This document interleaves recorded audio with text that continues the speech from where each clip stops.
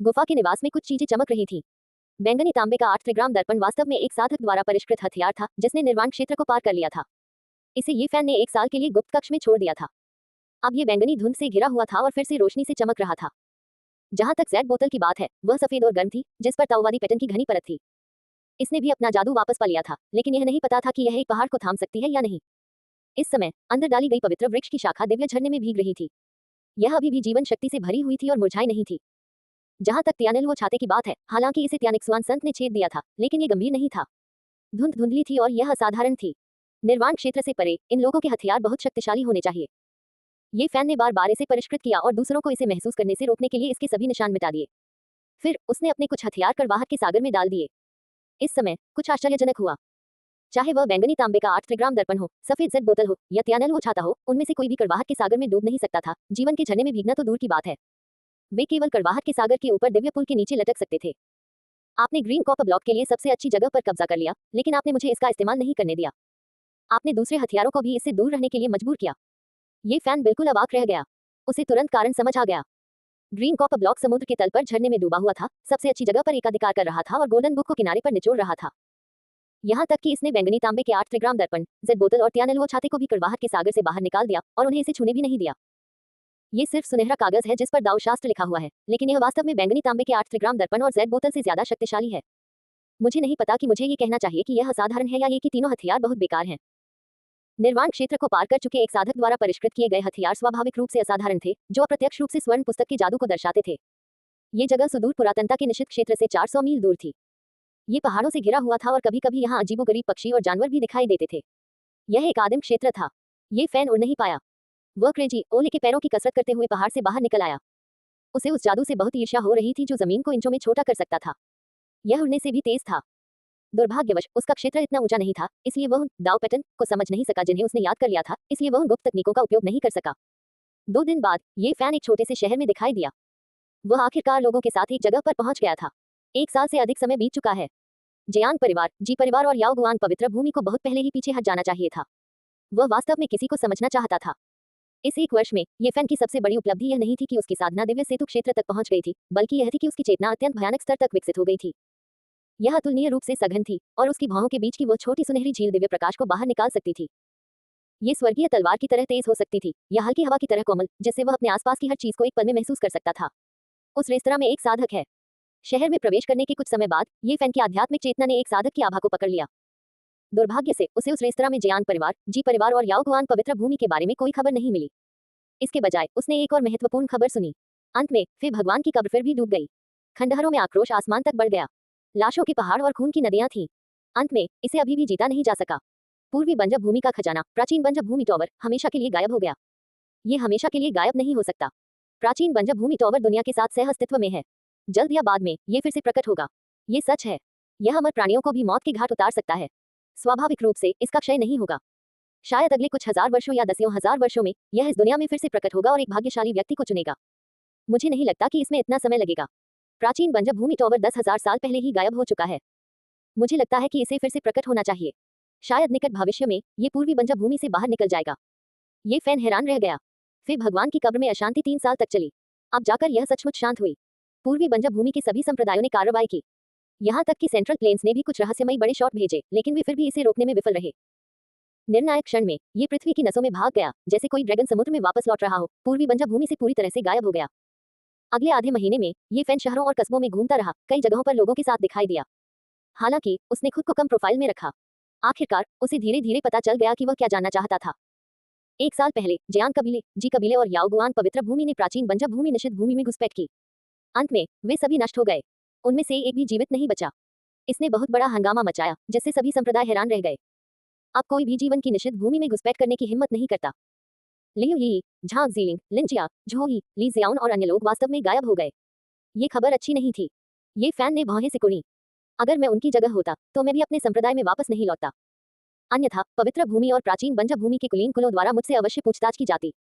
उस समय जब तक कि थोड़ी सी भी खामी है, मेरे लिए मृत्यु से बचना मुश्किल होगा। पूर्वी बंजर भूमि बहुत बड़ी है। यान भूमि जैसे अनगिनत देश हैं। इस जगह से भाग जाना ही सबसे बुद्धिमानी भरा विकल्प है। ये फैन को लगा कि 6 लोग नहीं मरे। उन्होंने देखा होगा कि स्थिति ठीक नहीं है, इसलिए वे सीधे भाग निकले।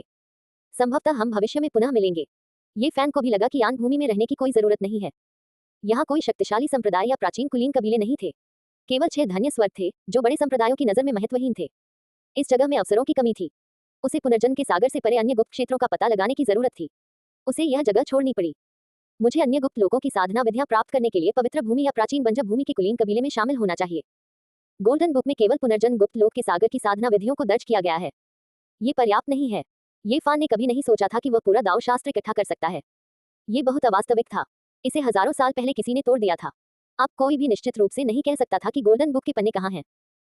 उन पवित्र भूमियों और प्राचीन बंजर भूमि कुलीन कुलों के पास रहस्यमय प्राचीन शास्त्र थे जो दाव शास्त्र से कमतर नहीं थे। वह इस पहलू से शुरुआत करना चाहता था। वह पुनर्जन्म के गुप्त क्षेत्र के सागर में दाव शास्त्र की खेती कर सकता था और वह अन्य गुप्त क्षेत्रों में पवित्र भूमि के प्राचीन शास्त्रों की खेती कर सकता था। मेरे पास अभी भी समय है। मुझे आगे की खेती के तरीकों के बारे में चिंता करने की जरूरत नहीं है। ये फैन दिव्य ब्रिज क्षेत्र में पहुंच गया था और उसके सामने अभी भी परमिता क्षेत्र था। उसे नहीं पता था कि वह कब पार कर पाएगा। मानव शरीर के अन्य गुप्त क्षेत्रों का पता लगाने से पहले उसे परमिता क्षेत्र तक पहुंचना था। परमिता क्षेत्र पुनर्जन्म सागर गुप्त क्षेत्र का अंतिम बिंदु था। यह उसके गुप्त क्षेत्र का आरंभिक बिंदु था। पूर्वी उजाड़ भूमि विशाल और असीम है। वहां अनगिनत देश हैं और ऐसा कहा जाता है कि जीवन के लिए 7 निश्चित क्षेत्र हैं। मैंने अब तक प्राचीन उजाड़ भूमि से केवल एक निश्चित क्षेत्र देखा है। मैं वास्तव में नहीं जानता कि अन्य निश्चित क्षेत्र किस तरह के हैं। ये फैन को लगा कि उसके लिए कम समय में प्राचीन उजाड़ भूमि में गहराई तक जाना असंभव था। ये बहुत खतरनाक था। अपनी वर्तमान ताकत के साथ उसके लिए तीसरे प्रकार की संत औषधि को तोड़ना असंभव था। उसके लिए फिर से सफल होना बहुत मुश्किल होगा। उन्होंने अनुमान लगाया कि जीवन के लिए निश्चित अन्य क्षेत्र भी अत्यंत रहस्यमय स्थान है। शायद वहां भी महान भाग्यवान अवसर होंगे। पवित्र भूमि और प्राचीन बंजर भूमि के कुलीन कुलों के रहस्यमय प्राचीन ग्रंथ, जीवन के लिए 7 निश्चित क्षेत्र, विशाल पूर्वी उजाड़ भूमि, ये सभी मेरे अन्वेषण के योग्य हैं। हालांकि जाने से पहले उसने महसूस किया कि उसे आत्मा शून्य स्वर्ग की यात्रा करने और वहां खोई हुई वस्तुओं को पुनः प्राप्त करने की आवश्यकता है।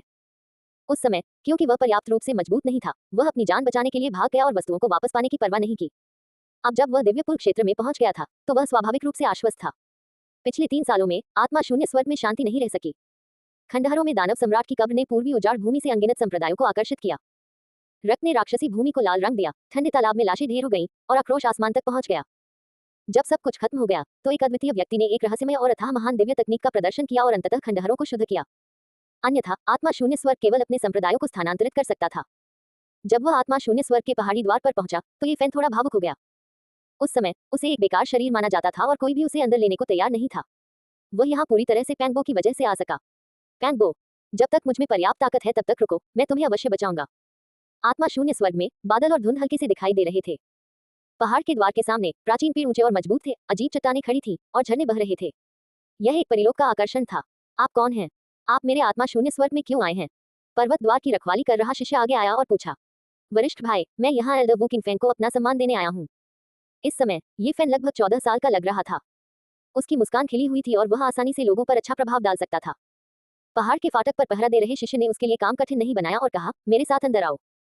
आत्मा शून्य स्वर्ग में प्रवेश करने और सैकड़ों नीले पत्थर के चरणों पर कदम रखने के बाद ये फैन तुरंत चौंक गया और पूछा, ये नीले पत्थर के चरण क्यों टूटे हुए हैं? वे पहले ऐसे नहीं थे। उस समय जब वह पहली बार आत्मा शून्य स्वर्ग में प्रवेश किया और नीले पत्थर की सीढ़ियों पर कदम रखा तो उसके दिल में प्राचीन शास्त्र स्वतः ही गूंज उठा, जिसने उस पर गहरी छाप छोड़ी। उसे लगा कि नीले पत्थर की सीढ़ियों के नीचे कोई असाधारण कलाकृति होनी चाहिए। तुम्हें कैसे पता कि पहले ऐसा नहीं था? शिष्य ने उसे संदेह भरी नजरों से देखा। मैं पहले यहाँ रहता था, इसलिए मुझे पता है। क्या मैं अपने बड़े भाई से पूछ सकता हूँ कि क्या हुआ? ये नीले पत्थर की सीढ़ियां क्यों टूटी हुई हैं? ये फैन को तुरंत जानना था। इस समय उसके दिल में प्राचीन शास्त्र नहीं बज रहा था, इसलिए उसे यकीन था कि नीचे की कलाकृतियां गायब हो गई थी। शिष्य ने बाएं और दाएं देखा।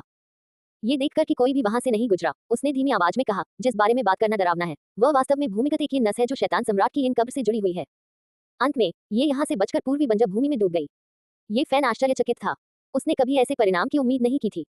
एक पल में उसने प्राचीन उजाड़ टॉवर के बारे में सोचा, जिसके बारे में कहा जाता था कि वह दुनिया के साथ मौजूद है और अमर लोगों को मौत के घाट उतार सकता है। उस समय जब मैंने पहली बार इस स्थान पर प्रवेश किया था तो प्राचीन शास्त्र की पंक्तियां स्वतः ही गूंज उठी। क्या इसका संबंध प्राचीन उजाड़ मीनार से है? ये फान समझ नहीं पाया। प्राचीन शास्त्र तारों वाले आकाश की दूसरी ओर से आया था और प्राचीन कांस्य ताबूत से प्राप्त किया गया था। वह समझ नहीं पाया कि यह इस दुनिया की कलाकृति के साथ क्यों प्रतिध्वनित होगा। आत्मा शून्य स्वर्ग के अंदर पहाड़ हरे थे और घाटियां हरी थी। ये बहुत सुंदर था। महल और मंडप जगह जगह बिखरे हुए थे। धुंध छा रही थी जो एक अलौकिक एहसास दे रही थी। एल्डर वू किंगफेंग को फिर से देखकर ये फैन को उनके करीब होने का एहसास हुआ। उसने सम्मानपूर्वक सिर झुकाया। इस बूढ़े व्यक्ति ने पहले भी उसकी देखभाल की थी। वह सम्मान के योग्य एक बुजुर्ग था। बच्चे, ये वास्तव में तुम हो? एल्डर वू किंगफेंग ने एक उत्साहित अभिव्यक्ति प्रकट की। वह बहुत ज्यादा नहीं बदला था। उसके बाल और दाढ़ी अभी भी सफेद थी। वह लंबा था और उसमें एक अलौकिक आभा थी। जब उसने ये फैन को देखा तो उसे स्वाभाविक रूप से पैंग बो की याद आई। वह खुद को रोक नहीं सका और एक लंबी सांस छोड़ी। उसने पहले ही पैंग बो को अपना शिष्य बना लिया था। किसने सोचा होगा कि पैंग बो को फिएन रेस द्वारा धमकी दी जाएगी और वह आदिम खंडहर में गायब हो जाएगा। यह एक शांतिपूर्ण घाटी थी। कुछ ही दूरी पर एक साफ झील थी जो नीलमणि की तरह दिख रही थी। सामने 4 या 5 छप्पर वाली झोपड़ियां थीं और एक बड़ा बांस का जंगल था। ये बहुत शांत था। बांस के जंगल में पत्थर की कुर्सी पर बैठे ये फैन ने पत्थर की मेज पर रखी चाय की प्याली उठाई। उसने एक घूंट लिया और बूढ़े आदमी से बातचीत करने लगा। जब एल्डर वुकिंगफेक ने ये फैन को मानव शरीर के अन्य गुप्त क्षेत्रों के बारे में पूछते हुए सुना तो उन्होंने आश्चर्य से उसकी ओर देखा और कहा, बच्चे, अपनी क्षमता से अधिक काम मत करो। क्या तुम्हें अभी भी याद है कि मैंने तुमसे क्या कहा था? अपने जीवन काल में किसी गुप्त क्षेत्र का अंत तक पता लगाने में सक्षम होना पहले से ही बहुत प्रभावशाली है। यदि तुम जीवन चक्र और करवाहट के सागर को चरम तक विकसित कर सकते हो तो तुम एक शीर्ष विशेषज्ञ भी बन सकते हो। पवित्र भूमि और प्राचीन कुल सभी अन्य गुप्त क्षेत्रों में खेती क्यों करते हैं? हम अपनी तुलना उनसे नहीं कर सकते। उनके पास प्राचीन ग्रंथ हैं जो अमर ग्रंथों के समान हैं। यह एक जन्मजात लाभ है। एल्डर वुकिंगफेक ने आह भरी और अपना सिर हिलाया। वास्तव में यह एक रहस्यमय क्षेत्र की खेती करने के लिए पर्याप्त है। ऐसा कहा जाता है कि कई प्राचीन सर्वशक्तिमान प्राणियों ने केवल एक रहस्यमय क्षेत्र की खेती की थी। ये फैन ने अपना सिर नीचे किया और सोचा, लेकिन आखिरकार उसने ऊपर देखा और अपना मन बना लिया। ऐसा कोई तरीका नहीं था जिससे वह सिर्फ एक गुप्त क्षेत्र में ही साधना करे। चूंकि वहां दूसरे गुप्त क्षेत्र भी थे, इसलिए उनके अस्तित्व में रहने और साधना जारी रखने का कोई कारण होना चाहिए। एल्डर वुकिंगफेंग हैरान था। उसे लगा कि भले ही ये फैन का पवित्र शरीर उसे साधना करने के लिए मजबूर कर दे, लेकिन वह बहुत कुछ हासिल नहीं कर पाएगा। हालांकि बूढ़ा आदमी बहुत दयालु था और उसने अंत में ये फैन के कई सवालों के जवाब दिए। ये फैन को आखिरकार अगले गुप्त क्षेत्र का नाम पता चल गया, पवित्र महल। पुनर्जन्म के सागर के बाद उसे कड़वाहट के सागर को पार करना होगा और धीरे धीरे उसका पता लगाने के लिए दूसरी तरफ पहुंचना होगा। ऐसा कहा जाता था कि पवित्र महल में 5 देवता थे। इस गुप्त क्षेत्र में साधना करने से सभी प्रकार की रहस्यमय चीजें घटित होती थी। ये फैन के पास केवल पुनर्जन्म के सागर में साधना करने की विधि थी। स्वर्ण पुस्तक केवल ताओ शास्त्र का एक पृष्ठ थी, इसलिए उसके लिए पवित्र महल में साधना करने की विधि को समाहित करना असंभव था। अगर मैं सबसे रहस्यमय विधि प्राप्त करना चाहता हूँ तो मुझे पवित्र भूमि और प्राचीन कबीले के परिवारों के पास जाना होगा। मुझे उनके रहस्यमय प्राचीन ग्रंथों पर अपना हाथ रखना होगा। ये फैन ने खुद से कहा। बड़े प्राचीन कुलों के पवित्र स्थलों और परिवारों में से किसमें सबसे रहस्यमय ग्रंथ हैं? ये फैन ने पूछा। एल्डर वुकिंगफेंग ने अपना सिर हिलाया और कहा, प्राचीन कुलों के वे पवित्र स्थल और परिवार बहुत रहस्यमय और शक्तिशाली हैं। यह ऐसी चीज नहीं है जिसे हम समझ सकें। ये बताना मुश्किल है कि उन्होंने किन रहस्यमयी शास्त्रों में महारत हासिल की है। ये फैन वाकई जानना चाहता था कि कौन सा प्राचीन धर्मग्रंथ सबसे शक्तिशाली है। उसने खुद से कहा, शायद उनमें से प्रत्येक का अपना गुण है। वास्तव में ये सच है। एल्डर वुकिंगफेंग को कुछ याद आ गया और उन्होंने कहा, किंवदंती है कि पुनर्जन्म के सागर का गुप्त क्षेत्र ताओ शास्त्र है और पवित्र महल का गुप्त क्षेत्र जेड लेक पवित्र भूमि में सबसे शक्तिशाली होना चाहिए। प्रत्येक प्राचीन शास्त्र में गुप्त क्षेत्र की साधना की अपनी विधि है। ये फैन ने वही अपना मन बना लिया। वह जेड लेक पवित्र भूमि पर जाएगा और पवित्र महल में साधना करने की विधि सीखेगा। क्या जेड लेक पवित्र भूमि पुरुष शिष्यों को स्वीकार करती है? कभी नहीं। एल्डर वुकिंगफेंग ने उसे संदेह से देखा और कहा, मुझे मत बताओ कि तुम। तो क्या जेड लेक पवित्र भूमि की महिला शिष्याएं विवाह करती हैं? ये फैन ने शांति से पूछा। एल्डर वुकिंगफेंग ने तुरंत हंसते हुए कहा, वे शादी कर सकते हैं, लेकिन शर्तें बहुत कठोर हैं। मुझे डर है कि आप उनसे शादी नहीं कर पाएंगे। ये फैन को बिल्कुल भी शर्मिंदगी महसूस नहीं हुई और वह हंस पड़ा। फिर उसने कई और सवाल पूछे। हालांकि एल्डर वुकिंगफेंग थोड़ा उलझन में था, उसने कुछ नहीं पूछा और धैर्यपूर्वक उसे सब कुछ समझाया। जेड लेक पवित्र भूमि यान क्षेत्र से बहुत दूर थी। ये प्राचीन कबीले के सभी पवित्र भूमियों और परिवारों में सबसे कम महत्वपूर्ण और रहस्यमय थी। उसी समय ये फैन को अप्रत्याशित रूप से पता चला कि पूर्वी बंजक क्षेत्र के 7 निश्चित क्षेत्रों में से एक मूल प्राचीन खदान भी उस क्षेत्र में था जहां जेड लेक पवित्र भूमि स्थित थी। बेशक ये तथाकथित समान क्षेत्र केवल विशाल पूर्वी बंजक क्षेत्र के सापेक्ष था। वास्तव में दोनों के बीच की दूरी 10,000 मील से ज्यादा थी। जियांग परिवार भी उस क्षेत्र में था और यह मूल प्राचीन खदान से 30,000 मील दूर था। तथाकथित वही क्षेत्र वास्तव में बहुत विशाल था। आखिरकार पूर्वी बंजक क्षेत्र बहुत बड़ा था। उत्पत्ति प्राचीन खान। ये पहली बार था जब ये फैन ने इस निश्चित क्षेत्र के बारे में सुना था। पूर्वी बंजक क्षेत्र के 7 निश्चित क्षेत्रों में से एक के रूप में इसकी निश्चित रूप से एक असाधारण पृष्ठभूमि थी। उस क्षेत्र की उत्पत्ति अत्यंत प्रचुर है। जियांग परिवार और जेड लेक सेक्रेड ग्राउंड दोनों ने उस क्षेत्र में विकास करने का फैसला किया जो इससे अविभाज्य है। ये फैन को और भी ज्यादा लगा कि उसे वहां जाना चाहिए। ओरिजिन ऐसी चीज थी जिसकी उसे बहुत जरूरत थी। भले ही उसे दिव्य औषधियां न मिल पाएं, लेकिन ओरिजिन की तलाश करना भी बुरा विचार नहीं था। मूल प्राचीन खदान है?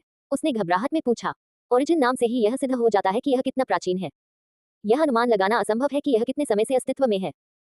एल्डर वुकिंगफेंग ने चाय का एक घूंट पिया और आगे कहा, अफवाह है कि अनगिनत साल पहले ओरिजिन प्राचीन खदान पूर्वी बंजक क्षेत्र में सबसे प्रसिद्ध ओरिजिन खदान थी। बाद में अशुभ चीजें खोदी गईं और परिणाम स्वरूप ये 7 महान निश्चित क्षेत्रों में से एक बन गया। ये फैन को गहरा सदमा लगा और वह उत्सुक हो गया। उसने पूछा, आखिर क्या खोदा गया था? कुछ असाधारण दिव्य उत्पत्ति खोदी गई थी। अफवाह है कि उत्पत्ति के भीतर एक शक्तिशाली प्राणी बंद था। अंत में वह वास्तव में पुनर्जीवित हो गया और सभी को मार डाला। क्या? ये फैन को गहरा सदमा लगा। अफवाह यह है कि वास्तव में कुछ लोग दिव्य उत्पत्ति के अंतर्गत बंद हैं। ये शब्द सुनकर ये फैन इतना हैरान हो गया कि वह कुछ भी नहीं बोल सका। उसे लगा कि वह जिस क्षेत्र में जा रहा था वह बेहद रहस्यमय था।